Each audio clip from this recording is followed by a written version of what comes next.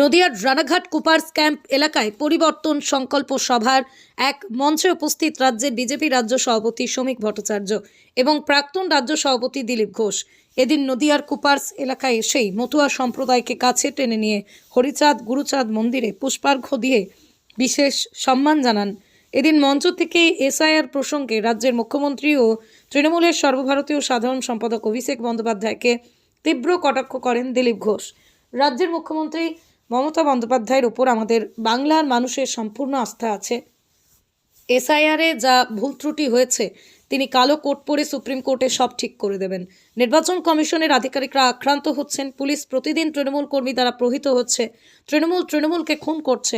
গত 3 বছরে রাজ্য যখন হয়েছে তার 95% তৃণমূল কংগ্রেসের কর্মী এবং তার 99% সংখ্যালঘু। প্রত্যেক পরিবারের দাবি সিবিআই তদন্তের। এসআইআরের শুনানিতে নোবেলজয়ী অমর্ত্য সেনকে তলব করা প্রসঙ্গে শ্রমিক ভট্টাচার্য জানান যে ভোটার তাকে ডাকা হতেই পারে, তিনি তো সংবিধানের বাইরে নন, এখানে শিল্প আসে না। সরকারের পরিবর্তন না হলে অবস্থার পরিবর্তন হবে না।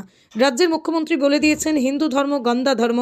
রাজ্যের মুখ্যমন্ত্রীর মেয়র তিনি দাওয়াতে ইসলামের কথা বলছে, ওবিসির কোটা কেটে সমস্তটাই সংখ্যালঘুদের দিয়ে দিচ্ছে, গণতন্ত্র শেষ কথা বলে। এখন মুখ্যমন্ত্রী নিজেই বিব্রত হয়ে গেছেন, কখনো মা দুর্গা, কখনো জগন্নাথ দেব, কখনো মহাকাল, কখনো বিষ্ণুমাতা চারিদিকে ঘোরাফেরা করছেন। নদিয়ার রানাঘাট কুপার্স ক্যাম্পে এসে এভাবেই রাজ্যের শাসক দলকে তীব্র কটাক্ষ বিজেপির রাজ্য সভাপতি শ্রমিক ভট্টাচার্যের। অরিজিৎ ঘোষালের রিপোর্ট, ক্রাইম বেঙ্গল। উদ্বাস্তুর বিরোধী মুখ্যমন্ত্রী বলে দিয়েছেন যে বিজেপি প্র্যাকটিসিং ধর্ম, হিন্দু ধর্ম ইজ এ গান্ধা ধর্ম। এটা মুখ্যমন্ত্রীর বিবৃতি, জামাতে উলেমা হিন্দের মঞ্চ থেকে বলেছেন। মুখ্যমন্ত্রী দলের নেতারা তারা বাবরি মসজিদ তৈরি করছে। মুখ্যমন্ত্রী যিনি মেয়র মন্ত্রী প্রকাশ্যে দাওয়াতে ইসলামের কথা বলছেন। তো মুখ্যমন্ত্রী ওবিসির কোটা কেটে সমস্ত সংখ্যালঘুদের দিয়ে দিচ্ছেন। তো এটা তো সবাই জানে, এগুলো জেনে শুনে মানুষ সিদ্ধান্ত নেবে। গণতন্ত্রের শেষ কথা বলে মানুষ। এখন মুখ্যমন্ত্রী নিজেই বিভ্রান্ত হয়ে গেছেন।